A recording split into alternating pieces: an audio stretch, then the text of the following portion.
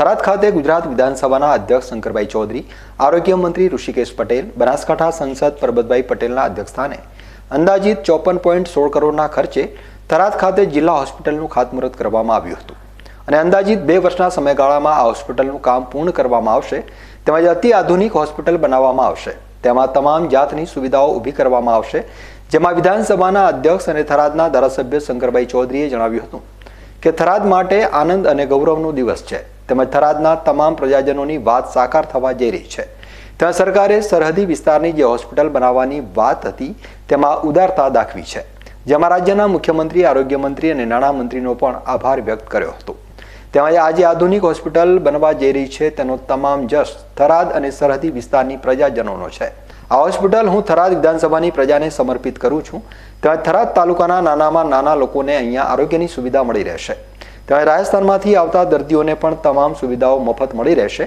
તેમજ આરોગ્ય મંત્રી ઋષિકેશ પટેલે જણાવ્યું હતું કે શંકરભાઈ ચૌધરીએ થરાદ ખાતે આધુનિક હોસ્પિટલ બને તેના માટે સતત માર્ગદર્શન મને આપ્યું હતું અને કામ ઝડપી પૂરું કરવા માટે તેમણે આરોગ્ય વિભાગના અધિકારીઓ તેમજ મંત્રીઓ જોડે સતત સંપર્કમાં રહ્યા હતા। તેમજ હોસ્પિટલની નાનામાં નાની જે બાબતો હતી તેનું માર્ગદર્શન પણ આપ્યું હતું। લોકોને પીવાના પાણીથી કરીને દર્દીઓને બેસવાની બેઠકની ચિંતા પણ કરી હતી તેમજ કયો વિભાગ કઈ જગ્યાએ છે તેનું ધ્યાન પણ રાખ્યું હતું।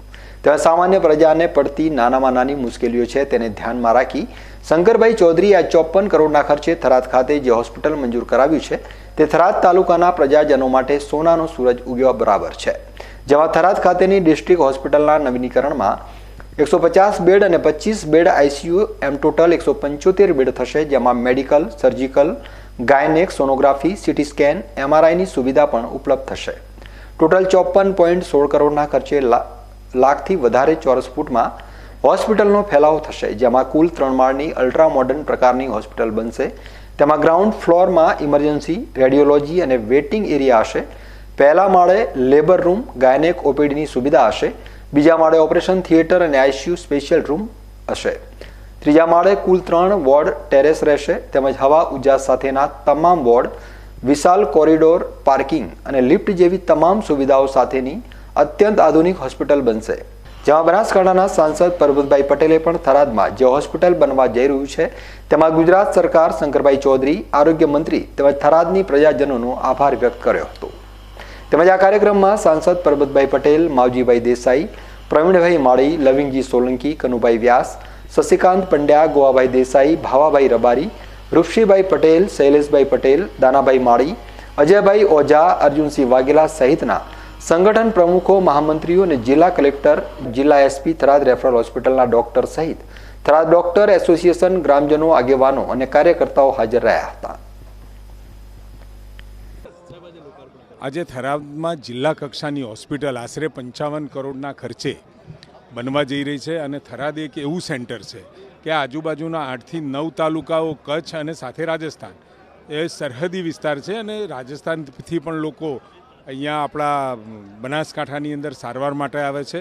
અને આ જે મેં તાલુકાની વાત કરી ત્યાં આગળ આરોગ્યની વ્યવસ્થાઓ છે પણ ટર્શરી કેરની વ્યવસ્થાઓ માટે અહીંયા બનાસકાંઠામાં Banas medical college, Banas dairy સંચાલિત, સાથે ગયા વર્ષે જ આપણે ડીસાની અંદર જિલ્લાની હોસ્પિટલ આપી અને આજે અહીંયા જે ખાતમુહૂર્ત થયું જિલ્લા કક્ષાની હોસ્પિટલ થરાદ મુકામે થયું છે અત્યાધુનિક સગવડો સાથે।